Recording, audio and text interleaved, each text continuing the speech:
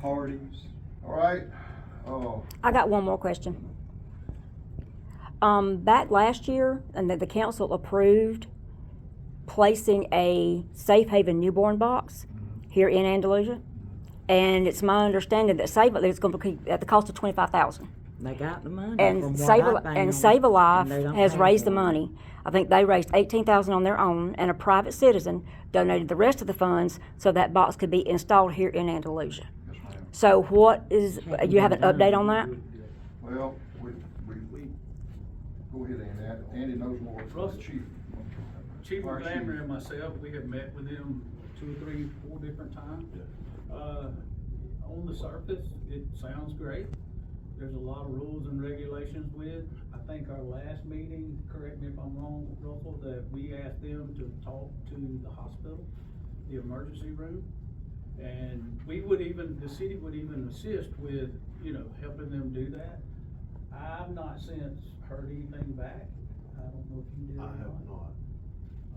On the I surface, said no. the thing, well, it can only be placed at a hospital, medical facility, and then that was amended to also include fire. The fire department. All right.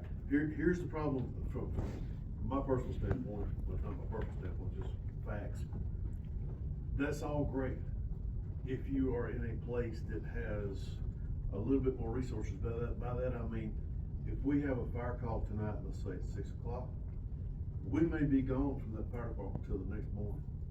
We have no idea. There's not a second or third station to, if there was an alarm going off, it's just gonna go off. Okay, but will that alarm not go off also at the police department and the hospital?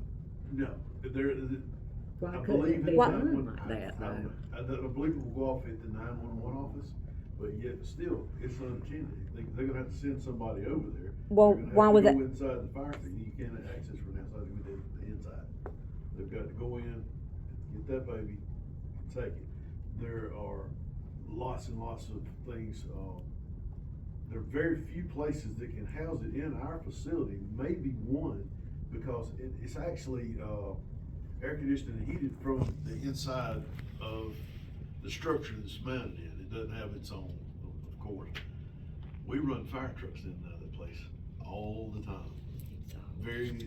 It's iffy to not, for an infant to be left for an extended period of time in that atmosphere. We just don't have that type of space because they want it mounted, obviously, in an obscure place where there's some degree of privacy there. Nobody knows who left it and all that sort of stuff. Well, But then hopefully you're not hoping to have to utilize it too many times. no, and one of those things would be, you hope it's never used. Right. Could there be an alarm though that would maybe alarm the hospital? And 911 and the police The department. hospital will not respond to it. They've already told us they will not. 911 couldn't dispatch the police department, the police couldn't respond? Well, there you go again. Wasn't there some, There's got to be, there was some rule about. we were told there's got to be somebody present in the facility. When the baby's All the dropped time. off? Custody or That you- whatever, is that the correct that you word? can't It's about the same thing with. Put the baby in there and leave, and nobody's there to see it. Some requirement about EMT or paramedic. Yeah.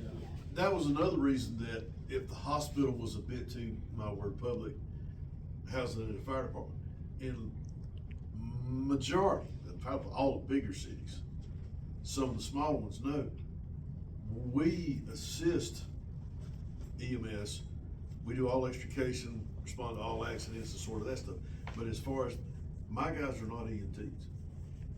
Could it be installed at the hospital where somebody would be there all the time? Absolutely. They said no. That was the last meeting we had. It's Okay. 100% We suggested to legal them. by law for it to Yeah. be at a hospital or at a fire department. And that was before the Christmas holidays, we met with them and everybody, we come to a consensus during that meeting with the, baby box committee that we felt like it was best at the hospital. Instead Well, they're of. medically trained, they're Yeah. always there, they're not gonna be gone at an unknown time, Right. for an unknown period of time. Yeah, somebody's on staff there 24/7, somebody's always Medically there. trained, that's where, Yeah.